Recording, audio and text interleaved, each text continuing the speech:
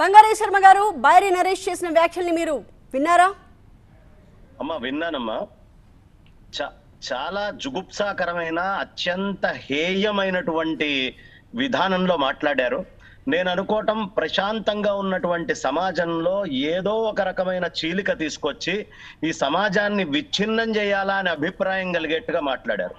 ఒక stand up comedian show చేశాడమ్మా.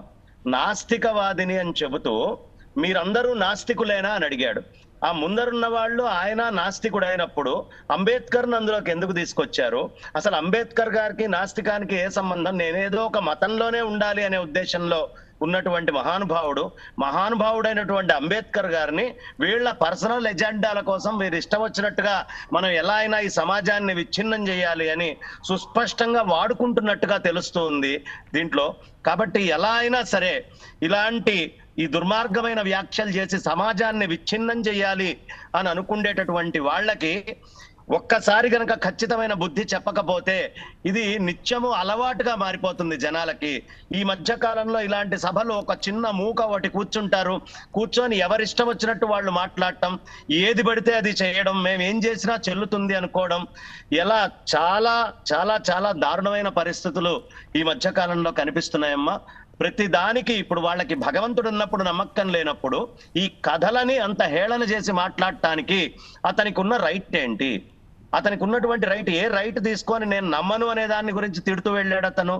కాబట్టి ఎక్కడో సమాజాన్ని విచ్ఛిన్నం చేసే కుట్ర ఇది దేశ విదేశాల నుంచి మన దేశం మీద జరుగుతోంది, మన ధర్మం మీద జరుగుతోంది. అందులో భాగంగానే ఇది జరుగుతోందా అనిపించేట్టుగానే ఈ ఘటన ఉంది. కొంతమంది కలిసి వాళ్ళు ఇష్టం వచ్చినట్లు పరమేశ్వరుడి గురించి కానీ, లేదు అయ్యప్ప గురించి కానీ, విష్ణుమూర్తి గారి గురించి కానీ ఆ సంబంధాలు తెలియవు, ఆ బాంధవ్యాలు తెలియవు.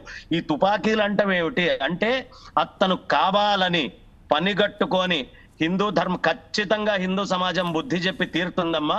ఇది వరకులాగా ఏదో నిస్తేజంగా కూర్చొని ఉంటుంది హిందూ సమాజం అనుకోవద్దు. పైపెచ్చు ఇలాంటి వాళ్ళు ఇలాంటి వ్యాఖ్యలు చేయటం వల్ల ఇంకెక్కడైనా కొద్దిగా అసంఘటితంగా ఉన్నటువంటి హిందూ సమాజం కూడా ఏకీకృతమై సంఘటితమై ప్రతి దానికి సమాధానం చెప్తుంది. దీన్ని గనక ఇమీడియట్ గా ప్రభుత్వాలన్నీ తీసుకోకపోతే ఇది ఒక్క తెలంగాణకు సంబంధించిన విషయం కాదమ్మా, యావత్ సనాతన వైదిక ధర్మానికి సంబంధించినటువంటి విషయము. అలాంటి వ్యక్తులకి ఖచ్చితంగా ఎప్పుడూ హిందూ సమాజం ఖబర్దార్ అని ఛాలెంజ్ చేస్తూనే ఉంటుంది. చాలా ఒళ్ళు దగ్గర పెట్టుకొని బంగారే శర్మ గారు, హిందూ సమాజం సంఘటితం కావాల్సిన అవసరం ఉంది అని మీరు అంటున్నారు, ఖచ్చితంగా సమాధానం చెబుతుంది అని మీరు అంటున్నారు. సంఘటితమై సమాధానం చెప్పడం అంటే మీ ఉద్దేశంలో ఏంటి?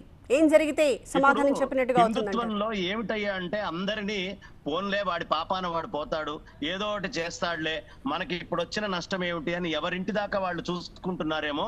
ఇది మెల్లిగా ఇవాళ గనక ఇక్కడ వదిలేస్తే అందరి ఇళ్లల్లో కూడా చేరుతుంది. ఇంట్లో ఉండే పిల్లలు కూడా ఇదే భావజాలాన్ని, ఎందుకంటే ఘటం చిందియాత్ పటం చిందియాత్, మనం ఏదో ఒక పిచ్చి పని చేసి మామూలుగా రోడ్డు మీద నడుచుకుంటూ వెళ్ళేవాడిని ఎవడు పట్టించుకోడమ్మా. ఉన్నట్టుండి నడికూడల్లో నిల్చొని చొక్కా పరపరా చించేసుకొని గాడిదలాగా ఓండ్ర పెట్టి వాడు ఏదో పని గనక చేస్తే జనాలందరూ చుట్టూ మూగుతారు, వీడు ఏదో పని చేస్తున్నట్టున్నాడు అని. అలా జనాల అటెన్షన్ కావాలి అనే కోరిక ఉండేటటువంటి తెలివి తక్కువైనటువంటి కొంతమంది ఓ దగ్గరికి చేరి చేస్తున్నటువంటి షోలాగా ఇది అనిపిస్తోంది తప్ప ఇందులో ఎక్కడా ప్రామాణికంగా ఒక సత్యాన్ని దేన్నైనా ప్రవేశపెట్టాలి అనేది కనిపించట్లేదు. అల్లరి మూకలాగా ఇతరుల మీద దాడి చేయడానికి ఏం మాట్లాడాలో. కాబట్టి ఇలాంటివి జరుగుతూ ఉంటాయి, ఇలాంటివి ఇళ్లల్లోకి కూడా చేరిపోతాయి భావజాలాలు. కాబట్టి ఇప్పుడైనా ప్రతి తల్లిదండ్రులు పిల్లలు అందరూ హిందూ సమాజంలో ఉండే ప్రతి ఒక్కళ్ళు ఒక దగ్గరికి వచ్చి నిస్సంకోచంగా నిర్ద్వంద్వంగా ఖండించి ఇలాంటి భావజాలం ఉన్నటువంటి వాళ్ళు వీళ్ళని రెచ్చగొడుతున్నటువంటి వెనకాల ఉన్న శక్తులని ఎప్పటి నుంచో ఓడిస్తూనే ఉన్నారు.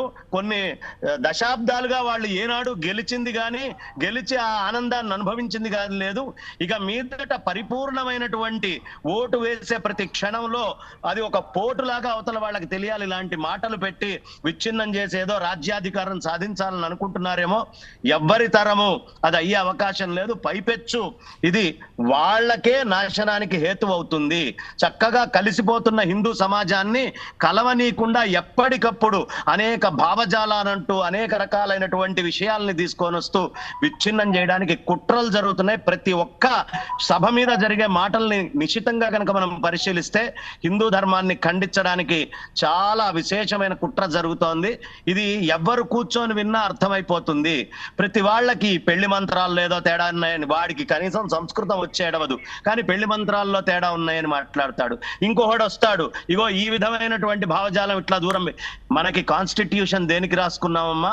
ఇప్పటిదాకా జరిగినటువంటి అసమానతలన్నీ పక్కన పెట్టి మేము అన్ని బేరీజు వేసుకొని కాన్స్టిట్యూషన్ తయారు చేశాము.